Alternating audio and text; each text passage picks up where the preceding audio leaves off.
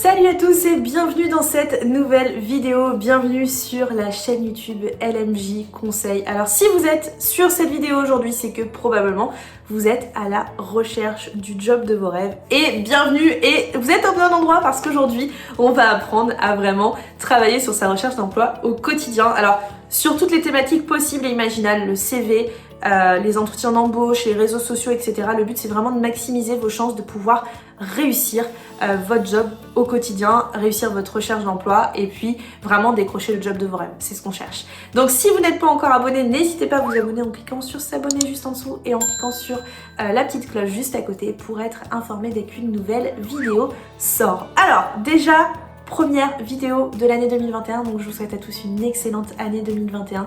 J'espère que vous allez vraiment tous pouvoir aujourd'hui au quotidien réussir ce que vous avez envie, et surtout pour l'année 2021, je souhaite vraiment à toutes les personnes qui n'ont pas d'emploi ou qui ne se sentent pas bien dans leur job aujourd'hui de pouvoir trouver le job qui leur plaît. Vous le savez, aujourd'hui c'est ce qui m'anime au quotidien, c'est vraiment de vous permettre de vous donner les clés de réussir votre recherche d'emploi, mais surtout de trouver le job qui vous plaît, parce que moi ce qui m'intéresse c'est pas que vous trouviez un job parmi tant d'autres, c'est pas que vous arriviez le matin avec la boule au ventre, c'est vraiment de vous aider, de vous accompagner à sortir de situations qui parfois peuvent être compliquées, de parcours professionnels qui soient atypiques et sur lesquels vous vous dites non, je pourrais pas y arriver. Parce qu'aujourd'hui, s'il y a bien une chose que j'ai appris en 2020, c'est que de une, aimer ce qu'on fait au quotidien c'est important, et de deux, on peut à n'importe quel moment aujourd'hui, quel que soit son parcours, quel que soit ses diplômes, quelle que soit sa formation, trouver aujourd'hui sa voie. Voilà, moi j'ai accompagné beaucoup d'étudiants cette année, de personnes qui voulaient faire de la reconversion professionnelle, et je suis juste aujourd'hui émerveillée de voir que certaines personnes ont réussi et que certaines personnes, malgré le fait qu'elles n'avaient pas d'expérience, de formation, qu'elles n'avaient pas de bac plus 5, elles ont réussi. Et aujourd'hui, elles sont ressorties avec des diplômes, avec un vrai métier, et elles sont retournées au marché de l'emploi. Et il n'y a rien de mieux aujourd'hui. Et vraiment, oubliez tout ce qu'on a pu vous dire, ou oubliez quand on vous a dit « mais non, t'y arriveras pas, non, c'est parce que aujourd'hui t'as même pas le bac, tu trouveras jamais un job et tu feras le job comme ci ou comme ça ». Non.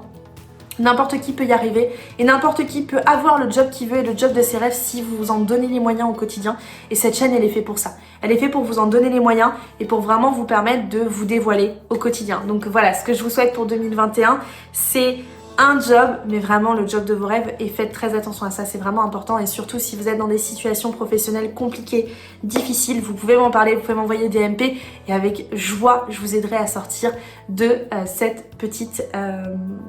de parfois ces moments qui sont un petit peu difficiles.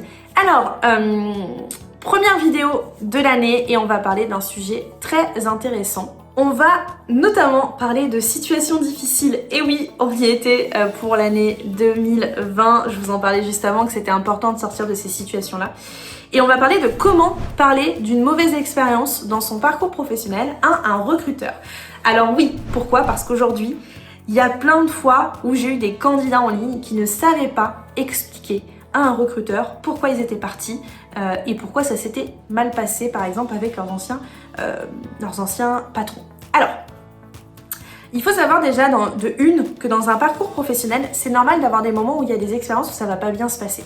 C'est normal, c'est logique, mais par contre il faut savoir les expliquer. C'est-à-dire que il faut que le recruteur, à la fin d'une conversation avec vous, que ce soit pour un entretien téléphonique ou pour un entretien physique, qu'il sache en fait finalement que effectivement il y a une mauvaise expérience, mais que c'est dû à une particularité et que ce n'est pas une généralité. C'est-à-dire qu'il va pas vous prendre en poste et ça va forcément mal se passer. Il faut qu'il ait vraiment cette impression quand il va ressortir finalement de l'entretien téléphonique avec vous ou de l'entretien physique pour le coup, que effectivement vous avez pu aujourd'hui avoir une mauvaise expérience, mais c'est pas grave. C'est pas grave, vous avez eu une mauvaise expérience, ça peut arriver, mais c'était dû à une particularité précise. Par exemple, je vais vous donner un exemple. Aujourd'hui, vous êtes parti en licenciement parce que vous avez fait quelque chose de grave dans une entreprise, un vol ou autre, enfin voilà, vous avez vraiment eu quelque chose de grave dans votre entreprise. Et la première chose que vous allez faire quand vous allez avoir un recruteur en ligne, c'est de lui dire la vérité. Alors, je vous l'ai déjà dit, il y a des choses en recrutement qu'on ne doit pas dire. Il y a des choses en recrutement, parfois, qu'il faut savoir taire et qu'il faut ne pas dire. Je vais vous donner un exemple très concret. Il y a 10 jours de ça, j'ai eu une candidate en ligne pour un poste qui m'a dit « Pour obtenir ce poste dans mon CV, j'ai menti. » je me suis dit, bon, ok, pourquoi elle me dit ça? Pourquoi elle a menti? Sur quoi elle a menti? Est-ce qu'elle a menti sur un petit détail? Parce que si vous me dites que si la personne me dit qu'elle a menti, elle va pas me dire qu'elle a menti sur tout son CV, c'est impossible, c'est inimaginable pour moi. Et cette personne me raconte qu'elle a menti sur tout son CV, son niveau de diplôme. Elle avait inventé qu'elle avait un bac+2 alors qu'elle avait même pas le bac. Et elle avait inventé sur toutes ses expériences professionnelles. Et je me suis dit, mais pourquoi elle me dit ça en fait finalement? Pourquoi elle est en train de me dire droit devant les yeux ou même au téléphone que elle a menti sur son CV? C'est quand même inimaginable d'avoir un candidat en ligne qui vous dit ça. Et en fait, il y a des choses, et pourquoi je vous dis ça? Parce que il faut que vous compreniez qu'il y a certaines choses dans votre parcours qui parfois il faut taire et qu'il faut pas dire ou qu'il faut dire d'une manière différente. Et bah peut-être qu'à l'époque vous avez menti sur votre CV pour avoir ce poste-là. Bah c'est pas grave, voilà, vous avez menti, c'est fait, vous avez eu le poste et dans le poste ça s'est bien passé. Pourquoi après dire aux autres recruteurs que vous avez menti?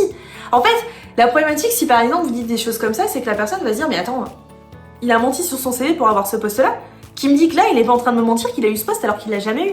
Non, il y a des choses qu'il ne faut pas dire, il y a des choses qu'il faut taire. Toute chose n'est pas bonne à dire en recrutement et en entretien d'embauche. Il y a des fois, il y a des candidats. Alors, je vous l'avais dit déjà cette année, quand vous avez des réponses à vos candidatures, qu'on vous appelle pour des entretiens et que vous passez des entretiens mais que ça se passe pas bien, c'est qu'il y a un problème sur l'entretien. Il y a un problème sur l'entretien, vous n'avez pas réussi votre entretien. C'est pas grave. Maintenant, il faut savoir qu'est-ce qui ne va pas sur l'entretien. Parfois, et souvent, ce qui va revenir, c'est les personnes qui, effectivement, n'ont pas du tout compris le poste, n'ont pas regardé, etc., n'étaient pas préparées et du coup, c'est plantage complet. Et souvent aussi, ce qui ne fonctionne pas, c'est quand on va parler de ses anciennes expériences et qu'on va dire que du mal de ses anciens employeurs ou de ces choses-là qui se sont mal passées, etc. Et ça, ce n'est pas possible. Vous ne pouvez pas mal parler de votre ancien patron, même si c'est vrai, même si c'est le cas. Il vaut mieux parfois juste dire des choses très simples en disant voilà, aujourd'hui moi je suis partie. Si par exemple on vous dit pourquoi vous avez quitté votre dernier emploi, pourquoi vous êtes partie de votre dernier job, c'est souvent une question qu'on va vous poser en entretien d'embauche, on est obligé de vous la poser. Pourquoi dire et pourquoi raconter ce qui s'est mal passé? Alors que vous pourriez tout simplement dire bah tout simplement voilà, au bout d'un moment on n'était plus en accord et on a décidé voilà d'arrêter et de mettre un terme en fait à notre relation de travail, tout simplement. Pourquoi ne pas dire voilà on s'est mis d'accord et puis on a arrêté là? Tout simplement, la personne elle n'a pas besoin de savoir pourquoi ça s'est mal passé et aujourd'hui on ne sera pas choqué d'entendre ça. Il y a des recruteurs qui vont vouloir aller plus loin mais il y a des choses que vous n'êtes pas obligé de dire. Par contre, dès que vous allez être suspicieux ou dès qu'on va avoir l'impression qu'il y a eu quelque chose qui s'est mal passé, en fait, le recruteur, il va pas se dire que c'est l'employeur qui s'est mal comporté. Souvent, il va se dire, ok, c'est le candidat qui s'est mal comporté. Pourquoi? Parce que c'est la réaction naturelle d'un recruteur. Le fait qu'une expérience se soit mal passée, le recruteur a souvent peur que ça se reproduise, pour le coup. Alors que des fois, et c'est normal, hein, moi, il y a plein de fois où j'ai parlé avec des candidats qui me racontaient que ça s'était super mal passé. Moi-même, dans certains jobs que j'ai eu avant, il y a des fois où ça s'est mal passé. Mais c'est pas pour autant qu'aujourd'hui, je vais aller dire à quelqu'un voilà, c'est comme si, c'est comme ça, etc. Non, aujourd'hui, pensez que quand ça s'est mal passé avec un ancien employeur, quand vous êtes parti d'une expérience de manière vraiment très grave pour un licenciement ou parce que voilà, vous avez été moitié jeté à la porte ou que la personne vous a poussé à partir, il faut vraiment que vous oubliez ce côté-là. Je sais que parfois c'est compliqué, je sais que parfois c'est difficile de se dire ok ça s'est mal passé, j'ai vraiment peur que ça se reproduise. Souvent quand on a été également par exemple harcelé au travail, quand il y a eu vraiment du harcèlement, qu'on a fait en sorte que vous partiez, etc. C'est compliqué aujourd'hui de revenir face à un recruteur et de pas avoir cette peur qui vous donne mal au ventre quand vous êtes au téléphone avec un recruteur parce que ça arrive tous les jours, ça arrive constamment. Mais la problématique, c'est que si vous n'êtes pas rassuré, si vous avez cette peur, vous allez finalement forcément à un moment dire quelque chose qu'il ne faut pas dire. N'oubliez pas, l'entretien d'embauche, c'est vraiment un moment où le recruteur a besoin d'être rassuré. Pourquoi il vous appelle? Pas parce qu'il a envie de papoter avec vous et de connaître votre vie. Non, il vous appelle pour s'assurer que votre candidature correspond au poste qu'il a à pourvoir et que finalement, il a besoin d'être rassuré. Il a besoin que vous lui disiez « Ok, moi je sais faire ça, moi je suis quelqu'un qui est dynamique, qui est positif, quelqu'un qui va être tout le temps négatif en entretien d'embauche. » Et c'est forcément le cas quand vous avez eu des expériences qui sont négatives parce que vous avez souvent l'impression et peur que ça se reproduise. Du coup, vous avez cette négativité en vous qui est très forte. Et c'est pas grave, ça arrive, etc. Il faut travailler dessus. N'oubliez pas, préparez-vous un discours.